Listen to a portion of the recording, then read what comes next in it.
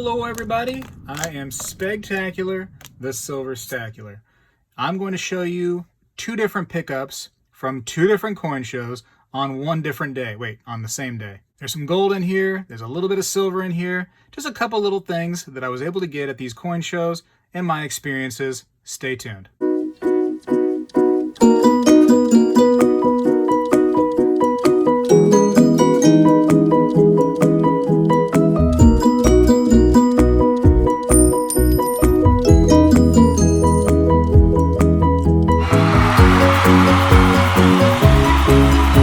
All right, so the first show I went to was actually this Pasco Coin Club Coin and Collectible show. So this one that I actually just went to was the February 27th one, actually, I believe. A lot of fun. It was very busy. I was happy to see that. Some of the other times I've gone, I don't know if it's because of, the snowbirds being down here in Florida or not, that it was busy this time. But in the past, it had been kind of sparse. This seemed like a good show.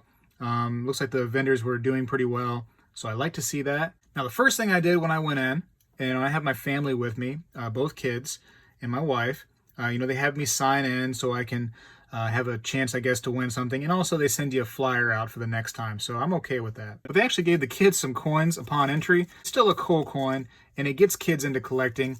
And they're actually paying us to get in because the admission was free. So they actually gave, each kid 50 cents just to come in there. And I thought that was a lot of fun. And I didn't know about this until I was already driving down the road. But my wife told me that when they went to the little concession stand there, that the person there gave the kids some Indian head cents. And I was like, man, how cool is that, Indian head cents. I tried to get the kids to trade me for something else. They wouldn't do it. And actually, they didn't know that I took these I borrowed these for this purpose of this video. But for their sake, I'm going to actually put it inside of one of these little coin flips, and I'll identify it as the 2020 Pasco Coin Show. Maybe they'll like it, maybe they won't. You know how kids are. So there we go. Just labeled them for them, and now I got green pen all over my fingers. I don't know how that happened, but maybe they'll appreciate that. Maybe one day down the road, they'll look at those and be like, oh yeah, I do remember getting those. So that was actually really fun. Super jealous the kids got something cool like that. And also, what a great way to get kids involved by giving them some cool coins. A lot of times you see these places give out some foreign coins to kids. Still a good idea, don't get me wrong, to give them a little something. But definitely some of these coins right here, man, in my eyes, man, I love these. I love myself some Indian head cents. Really cool. Super jealous they got those. Wish I was still a kid. But anyways, at that Pasco show, I walked around to several different tables. I had an idea of exactly what I wanted. It was like there the whole time. I walked by this table 3 or 4 times at the show, and there it was. I don't know how I was missing it. But they actually had a stack of MS-62 Indians, just like I was looking for. And they were within my budget. So let me show you the one I picked up right here. So now they had it marked at 880. I said, hey, what price? Look at this green stuff still in my fingers. They had it marked at 880. And I asked them, I said, hey, how can I take this home with me right here? I said, I want this coin. Make me take it. And the guy looked at it and he said, how about $830? And I said, well, I do want it, but I want it for $815, and I'll take it home right now. He looked at it again. He said, okay, it's yours. So, it went home with me. So really cool. So we have a 1911 MS-62 $10 gold Indian. All right, this is a gold eagle right here. Boom. Really cool, right? Why do they call it a gold eagle? Because it's worth $10. The double eagle's worth 20. The half eagle's worth 5, and a quarter eagle's $2.50. So if that makes sense to you, then great. If I didn't explain it right, then I'm sorry about that, but I'll try to explain it better next time. So I really love this design. This is the same designer right here, Augustus St. Gaudens. They made the actual St. Gaudens double eagle. So, cool to have another piece by him. What a great designer, right? My goodness. Beautiful coinage right here. So if you didn't know, this is actually not an Indian. It's actually a picture of Lady Liberty. And she's wearing an Indian headdress right here. So this coin, actually, it's really neat. I don't know if you can really tell, but around the edge, it actually has 46 stars that will go all the way around the coin. And this happened until 1912, when they actually changed the design, and they put 48 stars, and they were all signified states of the Union at the time.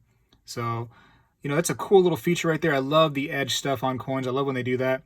and very unique. Usually see like edge writing or lettering, you know.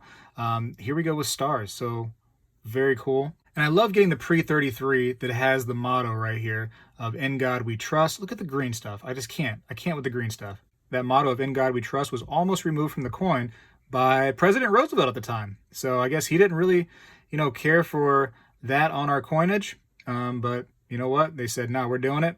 And there you go. We have "In God We Trust." Now, the earlier issues of this coin did not have that motto on there. So this was put in after the fact. So man, I love this coin.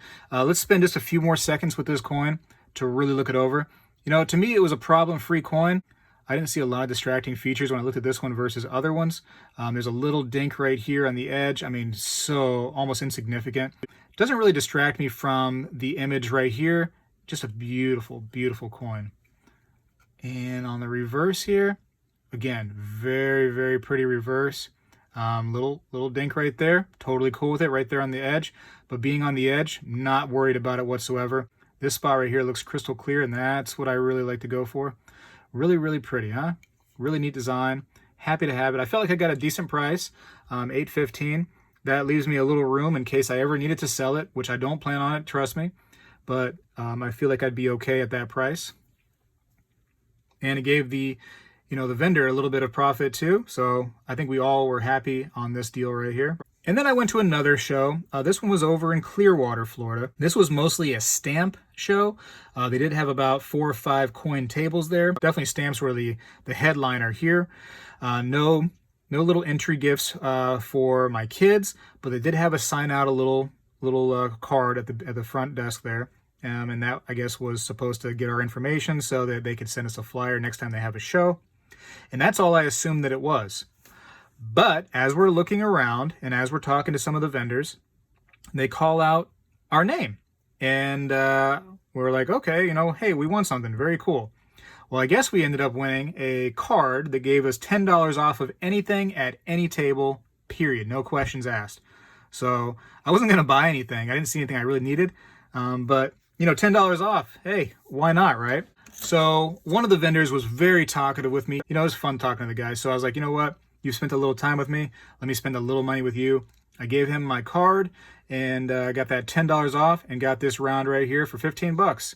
So, you know, I was cool with that. $15 silver round. That's definitely under spot. And it's a cool one.